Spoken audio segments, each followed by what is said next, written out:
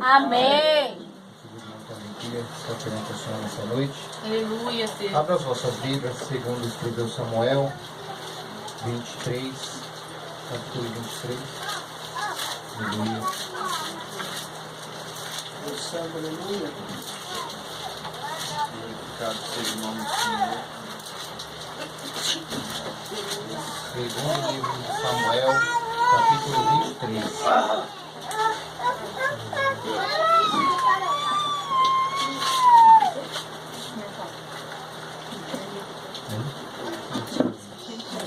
Estes são as últimas palavras de Davi, diz Davi, filho de Jessé.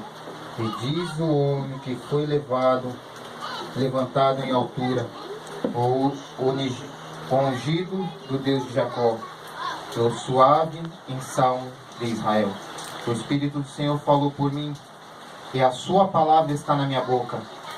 Disse o Deus de Israel, a rocha de Israel, a mim me falou: haverá um justo que domine, porque os homens que dominem no temor de Deus. E será como a luz da manhã, quando sai o sol da manhã sem nuvens. Quando pelo seu resplendor e pela chuva a erva brota da terra. Ainda que a minha casa não seja tal para com Deus, contudo estabeleceu comigo uma aliança eterna, que em tudo será bem ordenado e guardado, pois toda a minha salvação e todo o meu prazer está nele, apesar de que ainda não o faz brotar. Porém, os filhos de Belial todos serão como os espinhos que se lançam fora, porque não podem ser tocados com a mão, mas qualquer que os tocar se armará de ferro e de haste e uma lança, e a fogo será totalmente queimado no mesmo lugar. Estes são os nomes dos poderosos que Davi teve: Josebede, Bazebete, filho de Taquemoni, o principal dos capitães. Este era Adino e Ezinita, que se opusera a 800 e o feriu de uma vez. E depois dele, Eleazar, filho de Dodô, filho de Aui, entre os três valentes que estavam com Davi, quando provocaram os filisteus que ali se ajuntaram à peleja, e quando se retiraram os homens de Israel.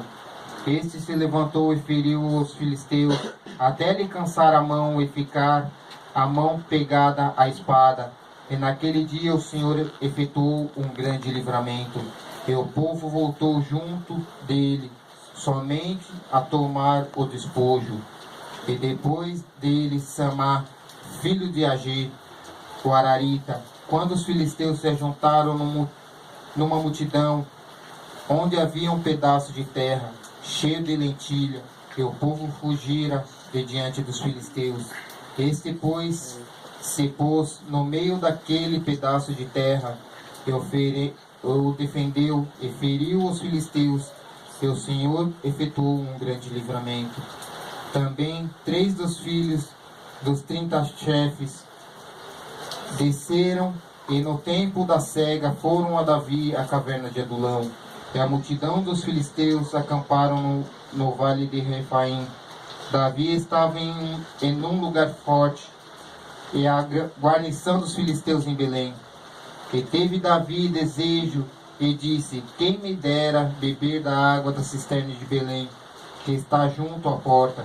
Então aqueles 3 poderosos romperam pelo arraial dos filisteus, e tiraram água da cisterna de Belém, que está junto à porta, e a tomaram e a trouxeram a Davi. Porém ele não a quis beber, mas derramou-a perante o Senhor.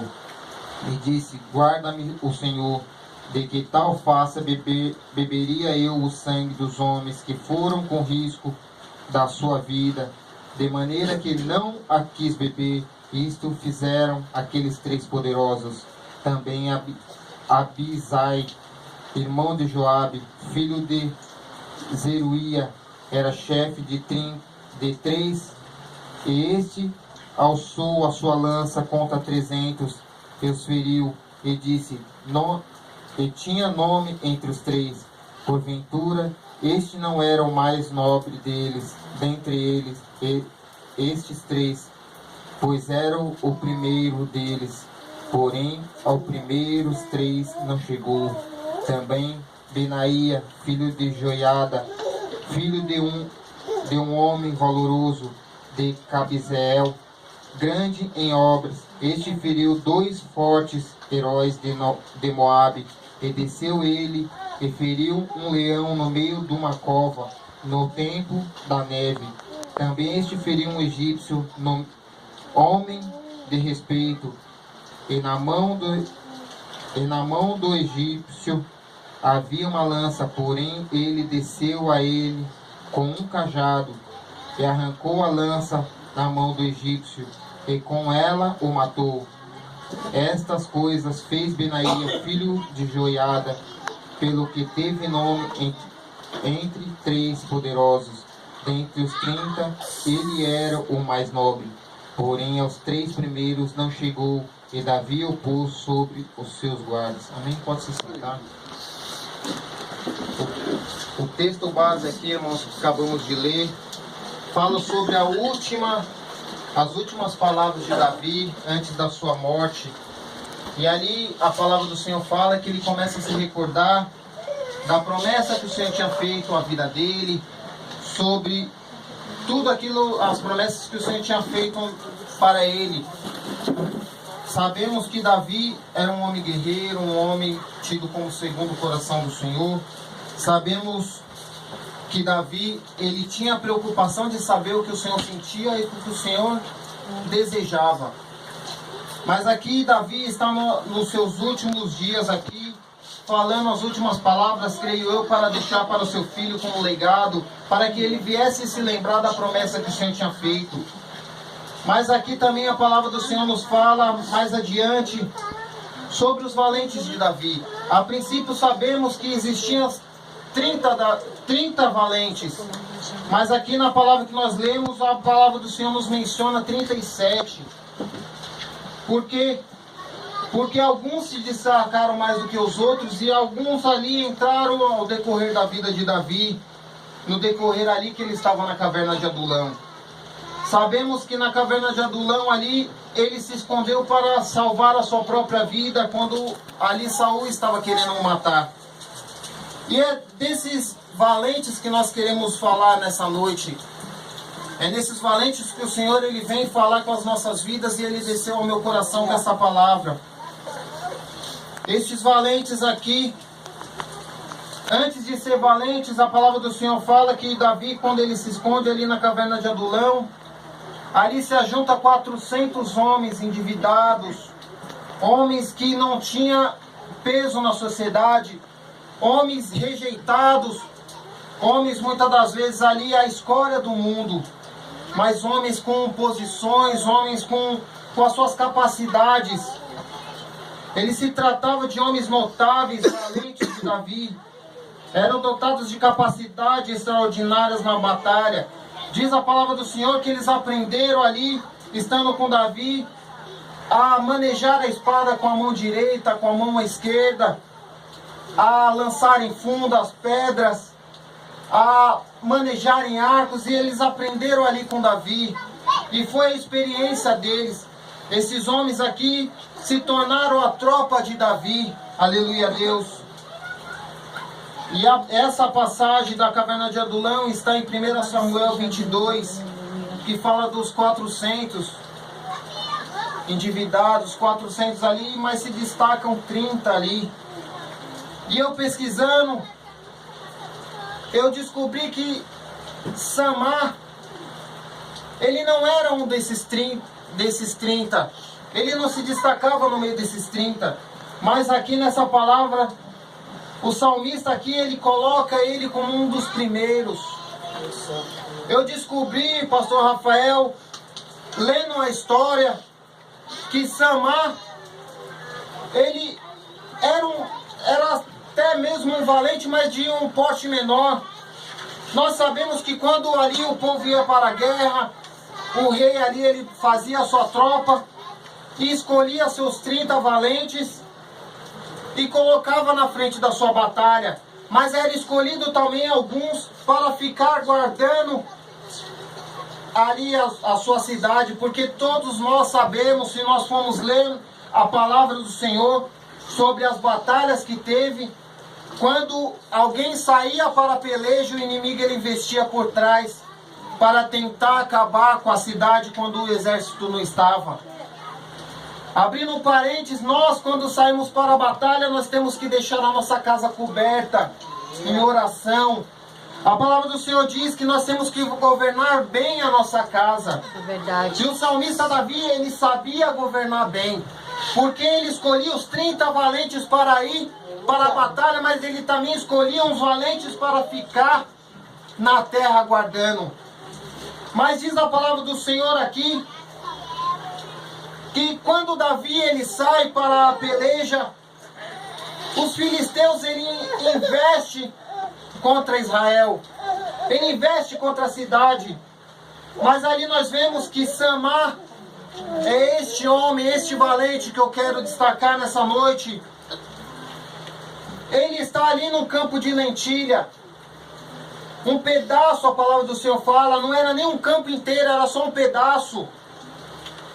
Sabemos que lentilha ela é uma planta rasteira, que a 1 quilômetro a pessoa consegue ver você ajoelhado. Mas ali a palavra do Senhor fala que os filisteus eles vêm contra o povo, e o povo dá linha, o povo corre. E creio eu que Samá, como um homem valoroso, creio eu que ele começa a falar, não, vamos lá que nós vamos ganhar essa batalha, mas quando ele olha para o lado, só está a fumaça do povo, porque o povo fugiu. Até mesmo os outros valentes que ficavam, fugiram. E ele ficou sozinho ali no meio. E ali ele ficou entre a cruz e a espada. Não sei se eu vou, não sei se fico. Creio eu que ele não correu porque ele faltou as pernas. Porque eu faria isso quando eu visse um exército vindo contra mim. Há um ditado que fala que uma andorinha não faz verão. Mas nós vemos aqui que um homem na direção do Senhor, ele fez a diferença. E a palavra do Senhor diz que o Senhor obrou grande livramento. Mas há pelo menos 3 lições que destacam através da vida de Samá. Samá, ele foi escolhido ali, e o rei chegou a ele e falou, olha, nós vamos, mas você não é menor não, você vai ficar aqui para defender a retaguarda. E o Senhor, ele quer levantar a minha vida e a tua vida como Samá. Muitas das vezes nós brigamos por posições aqui no púlpito, muitas das vezes nós brigamos por ocasiões, por viagens.